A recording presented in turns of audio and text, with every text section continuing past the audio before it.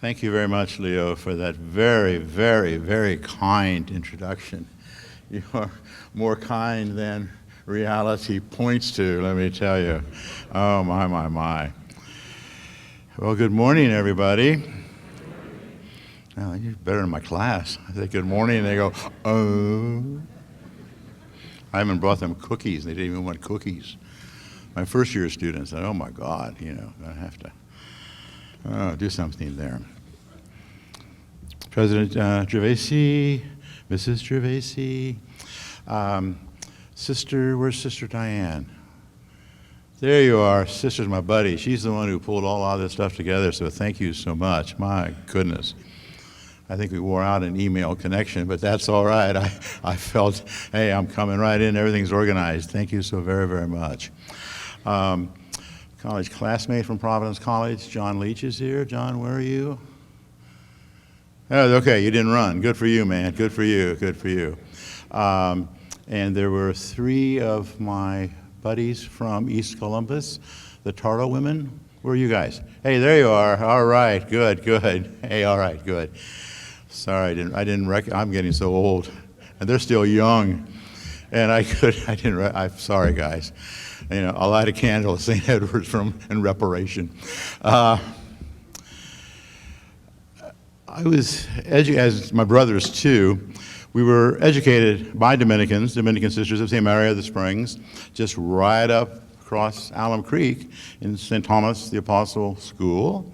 That was the family place, family church and everything. And we lived, 2 blocks from the school. When I was young, it seemed to me like it was a long walk. One learns by growing up, doesn't one?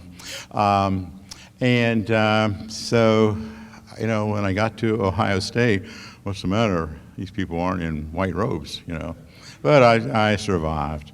But I thank you all for having me here. It's really a great honor. As I mentioned, I grew up in East Columbus.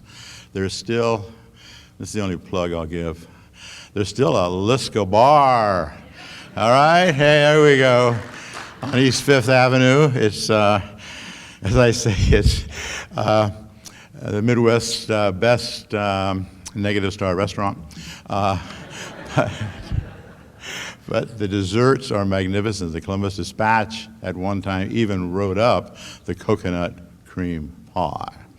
And that is really marvelous.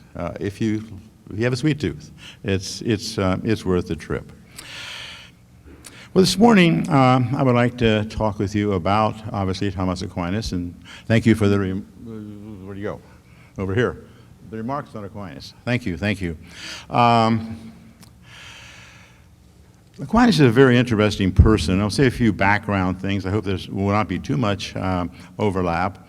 But I tried very much to sort out some issues here, and I wrote this paper with the students in mind.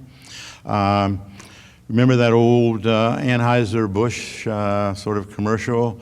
Hey, folks, this bud's for you, all right? Well, that fell flat on his face, didn't it? Oh, my God, okay. You heard that before. Students going, no, never. Yeah, right. Hey, I raised 2 daughters, so hey. And they're the light of my life in many ways. So I'm earmarking this for the students and we faculty. We can argue about this stuff. I want to take a line here that Aristotle really influenced Aquinas in many, many, many ways. I'll say a few more things about this as we go on here. Some background information I think is useful for our presentation and discussion this morning as we recognize and give tribute to the great Dominican doctor of the church, Thomas of Aquino. We begin by considering the wonderful phrase at the entrance to this building. The Latin is contemplata alias trahare, and the rough translation is a little different than out there, is sort of give to others the fruits of one's contemplation. It seems to me that that's the moniker that Aquinas used in everything that he wrote. that somehow he wanted to think deeply, but then he wanted to make sure that his religious friends, his philosophical friends, they weren't always the same, could understand some of the stuff that he was working there.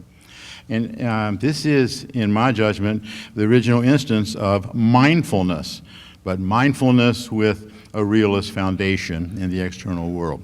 Now, we'll talk more about that as we go on, okay? Now, background on Thomas. Thomas was an academic most all of his life.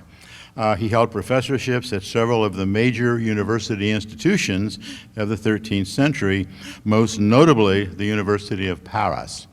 I mean, that was sort of the big place in the 13th century. If you get to Paris, go over on the left bank, and there are nice little bars over there, too. Well, these are failing right and left, aren't they? It's all right to laugh. Hey. No.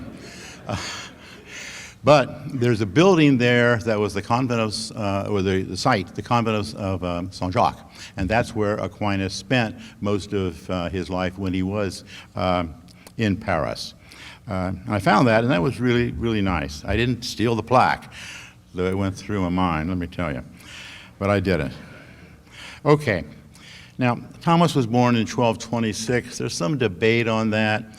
English Dominican Fergus Carr, some of you may know, he argues for 1226 and not 1224. I think he's right, but that's debatable. He was born in Roccasecca, near Naples, south of Rome. Then Aquinas died in 1274. March 7th, to be exact there. And until recently, March 7th was the feast day of Thomas Aquinas. I always worried about the change, to January. It's okay, but March 7th always had a ring to it. That was Aquinas' day. However, as one gets older, one learns how to, move and shake a little bit. Okay? Now, on March 7th, Aquinas died at Fossa Nova while walking to the Council of Lyon. Story goes that while walking along the path north of Rome, a large tree limb fell and injured his head. He would not stop the journey, however, but he did continue to worsen. Finally, he went to what I understand is a Benedictine monastery at Fossa Nova, and he died there on March 7th. Thomas joined the fledgling Dominican order against his parents' wishes. They wanted him to join the Abbey of Monte Cassino, a very wealthy abbey, near the ancestral home. They saw this, I don't think Aquinas' parents would be listed among the saints of the Western world. I just don't, when you read the stuff, I don't think so.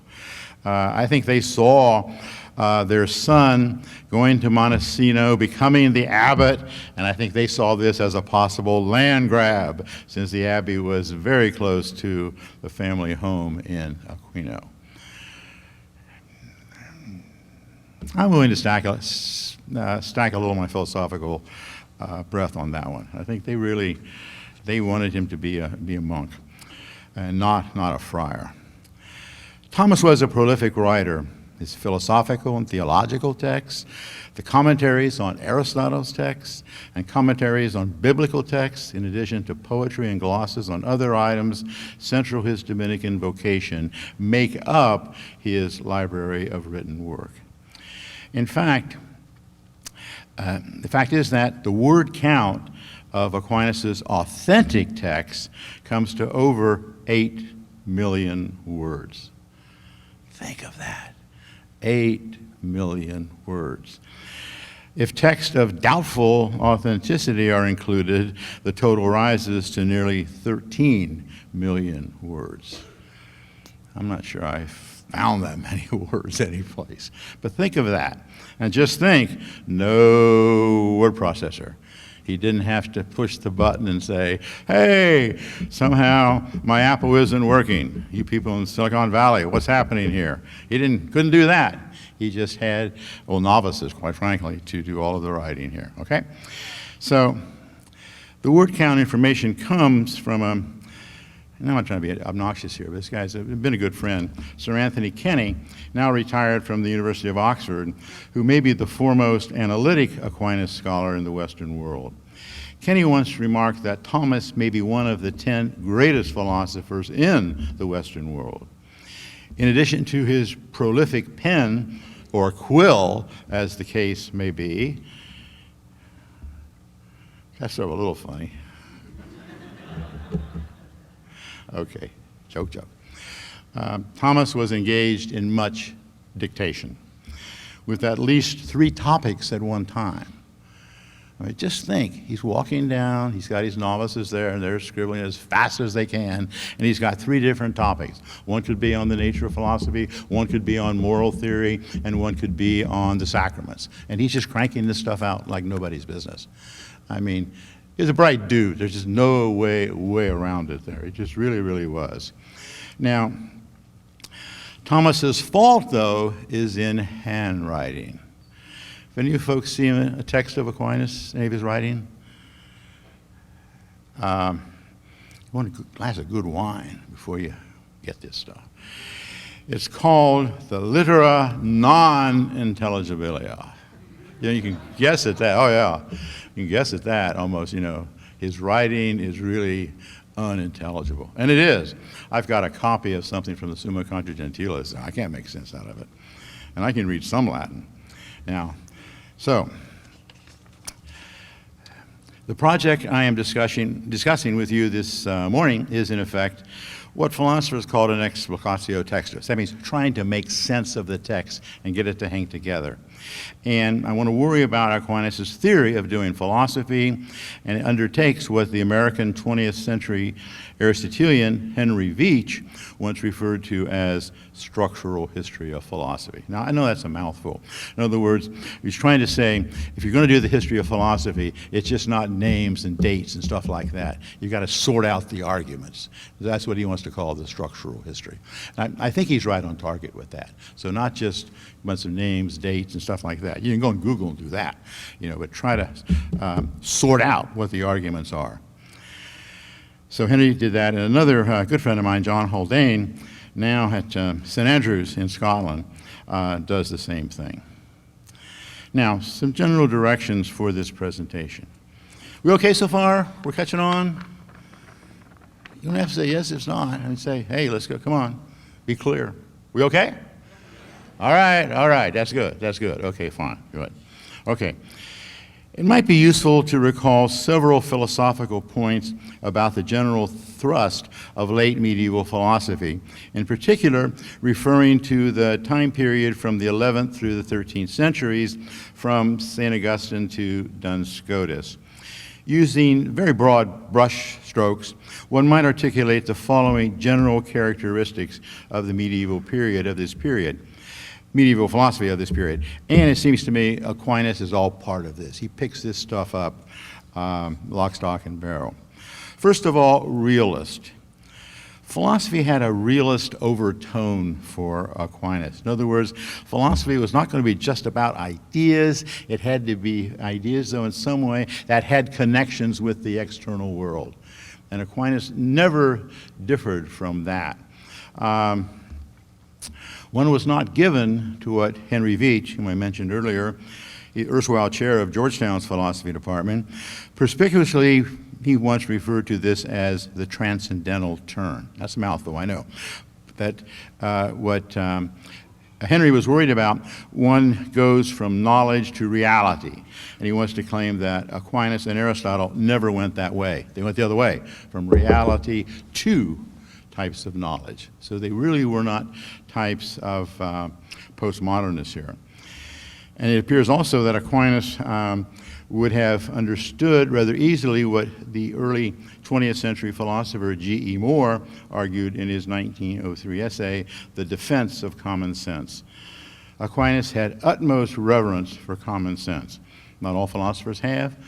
Aquinas did, in my judgment, and he picks that up from Aristotle. Now this is a mouthful, okay? Ontological foundation. All we mean by that is that the structure of the external world, the structure in some way. Now, this characteristic follows from the general realist thrust of much medieval philosophy of this period. If you have read Descartes' Meditations, though I think Descartes is barking up the wrong tree, but you want to read the Meditations sometime, and you could take that to the beach, and it's not that tough, especially the first two Meditations. You recall that the non-Cartesian way of undertaking philosophy permeated the late medieval period. In other words, they didn't want to go from mind to reality. They wanted to go from reality to mind. Okay? Now, Aquinas, for instance, once briefly worried about how a knower might refute the possibility that one was not caught, and what's called the problem of representative realism. That is, in other words, the problem that we start with our ideas and how do we get out of the ideas. And that's a tough issue. It's the old philosophical chestnut from Descartes' first meditation. We only know our own thoughts, just that. Now, that makes you happy? Okay. But I think there's some really philosophical problems with that. Aquinas argued against this, what philosophers call the internalist position. Aquinas wrote, quote, "Some have held that our cognitive powers know only the impressions made on them." In other words, they only know what type of ideas that we get. For instance, that sense knows only the changing of the sense organ. So the eye, when it's perceiving color, only knows that awareness of color and nothing else. Now, is it a red apple? Is it a red strawberry? Is it a red lacrosse ball? Whatever, okay? So then, the sense knowledge, and according to this reading, Aquinas says mental states then alone would be the objects of knowledge. And he worries about that very much, very, very much about that, okay? In an almost common sense vein, Aquinas remarks that the consistency and coherence of everyday experiences are not compatible with such an epistemological worry. That means just, how you count out knowledge. Aquinas continues, quote, "This opinion seems false for two reasons. First, if the objects of intelligence and science are merely psychic conditions, that is, only ideas, it would follow that science does not deal with non-mental things, but merely with impressions or ideas in consciousness." See, always whole thrust here is we've got to get out of the mind in some way. And someone like Descartes, the father, parent of modern philosophy, argues just the opposite. How many of you have read some Descartes? Nobody? All right, good. Okay, good. That's good. You want to read some Descartes before you meet your maker. You want to read some Descartes. Not that he's correct, but a very important philosopher there. Okay. In an almost common sense vein, Aquinas remarks that the consistency and coherence of everyday experiences are not compatible with such a worry that comes from ideas first. Aquinas continues, "This opinion seems false for two reasons. First, if the objects of intelligence and science are merely psychic, then you've got some real worries there, okay? Hence, the foundationalism Aquinas adopts is never rooted in a theory of knowledge or epistemological concern. It is, to the contrary, structural in nature about things. Aquinas, for instance, builds his metaphysics, his theory of reality first, and then builds his theory of knowledge and his philosophy of mind around the metaphysics that he believes he has established. Everybody see that dichotomy there? We okay? I mean, yell and scream. Okay? You guys have heard all this stuff. I'm not worried about you guys. Okay? Okay, good. All right.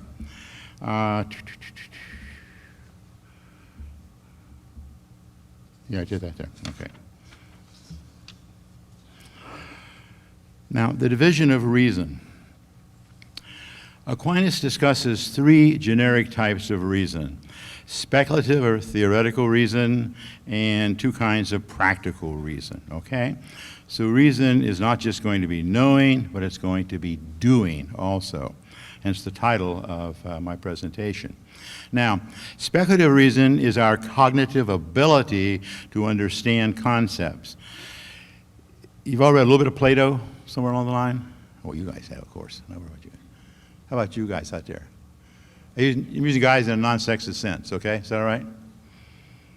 I refer to my daughters as guys, and they said, "Oh, Dad, you're Neanderthal." I said, "Okay." Okay? You already a little bit of Plato. Okay, so what happened here, this is, in other words, speculative reason is similar to Plato in terms of knowing abstract concepts, number, human essence, scientific laws, stuff like that. Practical reasons further divided into two aspects: moral reason and productive reason. Okay, so you've got morality there, and that's going to be doing something of a moral sense, then productive reason, which is really making something. Okay? Now, moral reasoning depends on our being aware of the content of human nature. In other words, you can't make sense of moral theory for Aquinas unless you've sorted out what a human being is. You just can't do it. So here he and the existentialists, or some of them, would really part company. Now, the end of human nature, the actions, is to function well as the kind of being one is. So somehow, if you read Aristotle, that's when Aristotle talks about eudaimonia, or to function well. So to function well as a human person, that's essential for Aquinas' moral theory. I must admit, when I was growing up, moral theory just didn't make much sense to me. It didn't. When John and I were students, somehow, all of a sudden, in reading Aquinas' commentary on Aristotle's Ethics, to sound like a Brit, the penny dropped. Oh, this is what moral theory is. So if you've never read the commentary on the Nicomachean Ethics, it's a little fuzzy at times. It's worth reading. It's worth reading. And that's the only plug I'll give you from my own philosophical life, okay? So, now, hence human nature, therefore, determines the content of our moral actions. It's not what one finds in the theology book. It's not what one finds in a government position. It's what one can determine by an analysis of human nature. And I think that's a very important insight from Aquinas. And immoral action hinders the development of our human nature. In effect, immoral actions, on Aquinas' theory of morality, render us less than human insofar as we are undertaking actions that go against our very nature. Now, you've all asked the questions, haven't you? You have, of course. I'm not trying to just point to you guys, but the students. Somewhere along the line, you ask yourself the question, don't you? Why be moral? Don't you? And you know what it was? So, well, listen to my grandmother anymore, she made good chocolate chip cookies, but I'm not interested in that. Why be moral? Aquinas has an answer to that. Answer the question, why be moral? Aquinas, rooted in his Aristotelian thought, says immoral actions, as I mentioned above, render us less than human. In other words, immoral actions strike at the very content of our human nature. And it seems to me that's a very important insight. And I remember I said I wasn't going to do this. In my own case, when John and I were students, that somehow, that's it, like the Brits say, the penny dropped. Gee, that makes sense. That makes sense. Now, the Nicomachean Ethics and the commentary, they're tough at times. They're really very, very tough. But I think it's well worth reading. Now, productive reasoning, well, that's so you got speculative reasoning, that's sort of just knowing abstract concepts. Moral reasoning is somehow trying to figure out what to do, and you always have to figure out all the consequences. Then productive reason is the making of some object. Think about how you might go to Home Depot. Now, that's not a plug, that's the only one I could think of. Could have had Lowe's in there too, or could have had my father's garage. You might go to Home Depot and buy some lumber in order to make a desk. That's what you want to do. The lumber must be the kind suitable for desk making. It can't be balsa wood, right? Can't do that. It can't be sort of water soaked that it's going to break or something like that. And next you have a set of blueprints indicating how the lumber should be cut and then how to assemble the wood. In the end, then, you have made a desk. Now, most of us could not accomplish this end, the desk, without a set of plans. Now, some people say, oh, yeah, I can do all this by myself. I've looked at some home projects undertaken without a plan. You go, oh my goodness. my brother that way. Oh my goodness. I didn't say anything. You're my baby brother. However, okay, one must understand how the plan works. Again, you see speculative knowledge first. That is, knowing the content here, and then you use that content as you undertake types of actions to do, make, or something like that. Okay? We all together? Okay, that's what we like. What are we doing here? Oh my God, okay, here. Okay, now, a couple areas of conceptual similarities with contemporary philosophy. I've used the term analytic philosophy. What analytic philosophy is sort of a generic term of late 19th, early 20th century English philosophy, and it filtered over to the United States too, with Bertrand Russell. You've all probably heard of Bertrand Russell, right? And then G.E. Moore, and probably the most famous one here, Ludwig Wittgenstein, who really was a kind of Aristotelian. There's a little more work being done now. So analytic philosophy, and so philosophy of language comes out of that group, trying to sort out what are the sufficient conditions for having understandable language. It's some neat stuff if you have a chance to look at it there. Now, so in analytic philosophy, there's been a general resurgence of interest in several issues central to the medieval synthesis. Get that one out. Synthesis and Aristotle. These would be the structure of natural kinds, that is, types of things that exist in the world. So the biological term of species. Intentionality theory in the philosophy of mind, that is, that somehow thoughts go out of the mind to the external world. And ethical naturalism, or the natural law theory, which we chatted briefly about. I mean, these are philosophical positions utilized in discussing a small part of what we might take to be Aquinas' theory of realist philosophy. How are we doing? Okay. These three philosophical positions are significant areas of inquiry in, as I mentioned, contemporary analytic philosophy. They are part of moral theory, part of metaphysics, and part of the philosophy of mind. These general areas of philosophical inquiry are a necessary condition for elucidating Aquinas' philosophical theory. You got to make sense of some of this stuff to get Aquinas' notion of philosophy off the ground. You just got to do it. Oftentimes, I find, I'm a Roman Catholic, okay, but I find some of my Roman Catholic colleagues, they don't do this for whatever reason. I just, but it seems to me you've got to do some of this stuff to make sense out of Aquinas, or it becomes what I call ipsi dixit Thomism, whatever Aquinas says is true.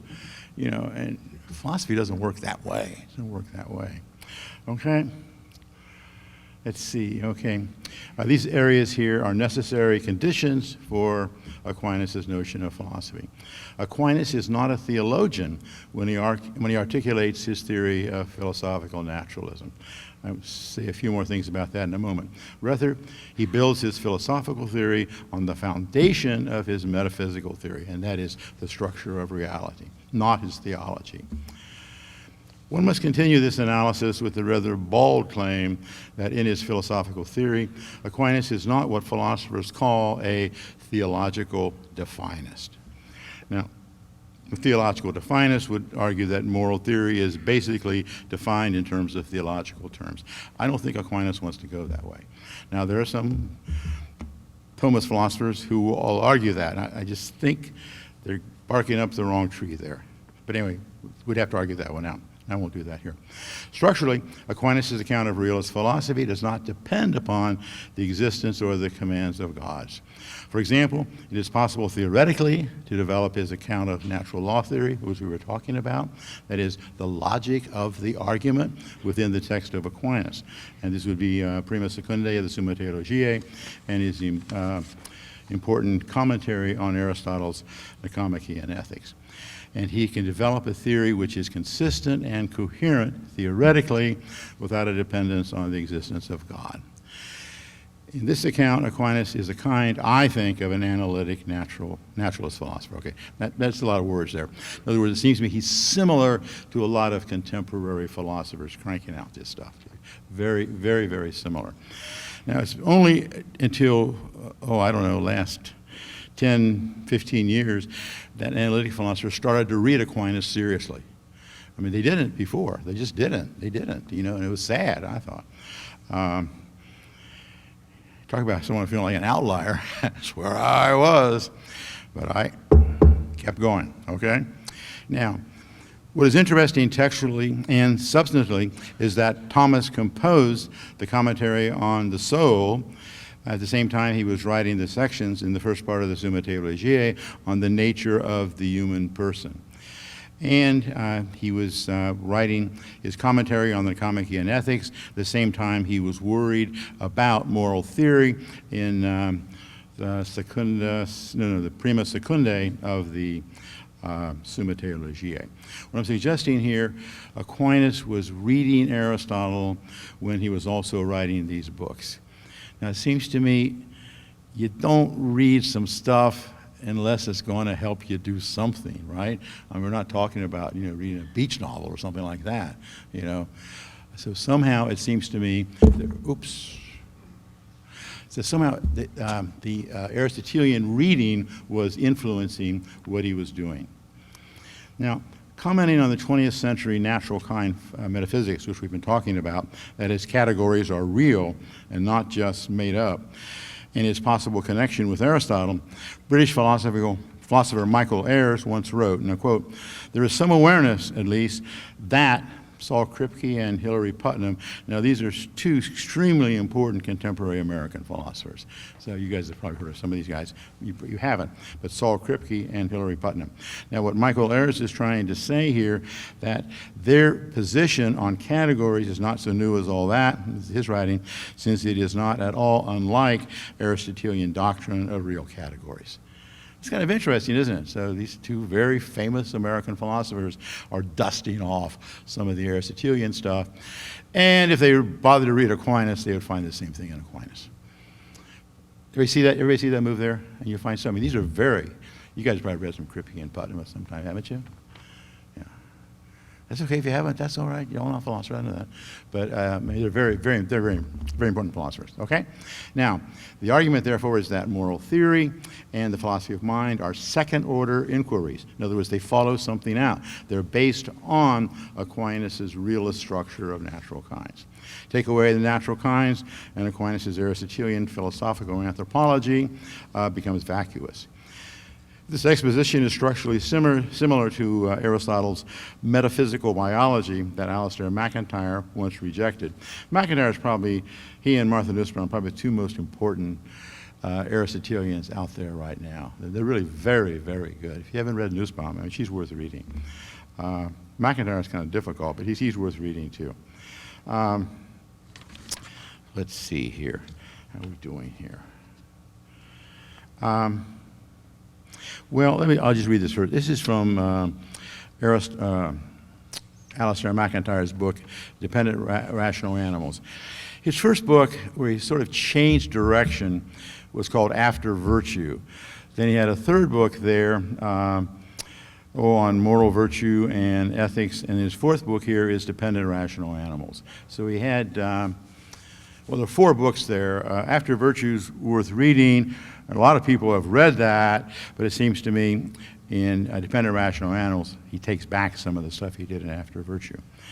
And that he becomes much more like Aquinas. Now, quote, "In After Virtue, I had attempted to give an account of the place of virtues, understood as Aristotle had understood them, within social practices, the lives of individuals, and the lives of community." So he's saying, we'll just look around. We'll see how people live. We'll see how people indeed work together in society, stuff like that. And that's sufficient. Okay? Now, he says, making the whole account here independent of what I call Aristotle's metaphysical biology. That is the natural kind theory. So he didn't want to jump into that, what he thought was a mess. But he started to rethink his stuff. MacIntyre's stuff is definitely worth reading. Another passage there, but well, I won't do that one. In a similar vein, the English philosopher Philippa Foot claimed that, quote, "The evaluation of the human will," that is, our desires and stuff like there, "should be determined by facts about the nature of human beings and the life of our own species." Think about that there. Somehow here, the evaluation of really moral claims should be made based on the nature of what human beings are. And that's an important claim, I think, very, very important claim, and that's one that Aquinas adopts lock, stock, and barrel. So as I say, this is aligned theoretically with McIntyre's commentary on, with McIntyre's return to a metaphysical biology, both of which positions are reducible, it seems to me, to Aquinas' philosophical anthropology. You seeing the connections here? Especially students haven't done a lot of this already. We okay? We're hanging in? Okay. You don't have to go like this if you're not, oh my God. Okay? Hang in there, okay? Now, in dealing with moral theory, as with many theoretical issues, Aquinas' procedural maxim is that grace perfects nature. Now, remember, I'm not a theologian, but that never stopped me from getting into some of this stuff. This follows, one would surmise, from the Aristotelian bent of his general way of doing philosophy. One must first get the theory of human nature straight before discussing the theology of grace, that is, the notion of humankind. And it seems to me what Aquinas is saying there, if you're trying to figure out what some of the virtues might be, what you're going to do during Lent or something like that, you better have an understanding of what we are as human beings, or else this is not going to go anywhere. And it seems to me that grace perfects nature makes much more sense when you see it as a perfection of the notion of human nature. So it seems to me, again, Aquinas is barking up the right tree. Okay, just a few more minutes here. I know you guys have been a very patient audience. Thank you. Thank you. In regard to moral theory, one might suggest the following propositions. Aquinas' natural law theory provides, one might argue, a theoretical break on excessive relativism found in several postmodernist and existential writings. Students, you've all read a little existentialism, Sartre, Camus, those people? Okay, remember remember Sartre. How do you go about making a decision? And Camus also, you just have sort of a firm commitment to do the particular action. Is there something else going on there? Camus says, no. And I think Camus, at the end of his life, started to read Aristotle and the tragedy of 20th century philosophy. You know about Camus? He was killed in an automobile accident with a friend driving a sports car at a high rate of speed in the south of France. And that's a tragedy for contemporary philosophy, a real tragedy. However, secondly here, natural law theory, with its emphasis on the human person, the common good, can offer, I think, a theoretical basis for significant work in practical or applied normative ethics, especially medical ethics and jurisprudence. Jurisprudence is just the philosophy of law. Now, Aquinas' natural law theory has important connections, it seems to me, with 20th century moral psychology, especially the issues articulated in the so-called self-actualization theories of Carl Rogers. Some of you read Carl Rogers, right? You read Rogers and Maslow too? Oh, you read him? Yeah. So it seems to me what Aquinas is doing here is very similar. I have an essay that I wrote one time. Carl Rogers, the once and future Aristotelian. I never saw the light of day, but it probably should have. Maybe I'll do it again. Anyway, in addition to an incorporation of Aquinian insights, the significant insights of wait a minute, here we go. The significant work also of Lawrence Kohlberg, very important moral theorist, could be revised modestly.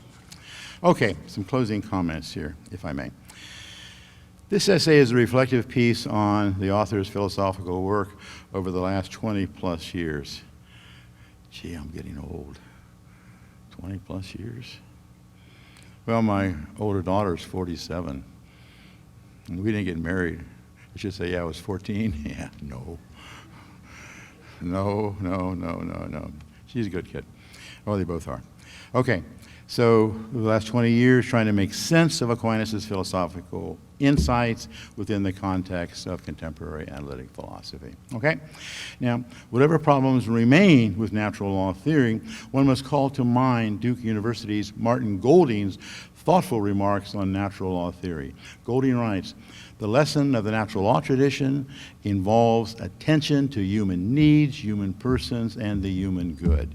that somehow human needs, human purposes, and human goods are central to developing a natural law theory. And it seems to me that's barking up the right tree. And some folks just don't believe this stuff. Now, Golding's comments, I think, are perceptive on the general significance and importance of Aquinas' philosophical realism. Okay, conclude here. Let's return for a moment to the title I propose, Mindfulness, Reason, and the Good Life. In order to act morally and acquire the necessary human virtues, one must understand what the concept of human nature might be. See, that's a necessary condition. Following Aristotle, Aquinas develops a, I'll call it, dispositional view of human nature. In other words, a human being is such that's composed of like dispositional properties. These are properties which can be developed, and they're the grounds of human actions. The contemporary Aristotelian, I mentioned her earlier, Martha Nussbaum, she talks about capacities rather than dispositions, yet she's doing the same thing there. Now, here, in order to have a good life, one needs to know what a good life is rooted in. For Aquinas, this is the natural kind, the human essence, which is a set of dispositions to be developed. Hence, the good life is rooted in a development of a rational life of reason.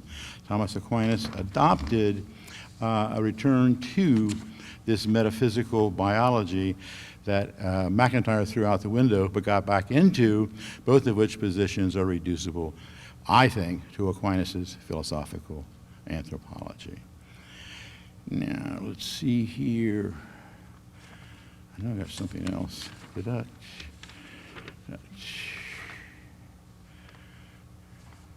was the end. Thank you.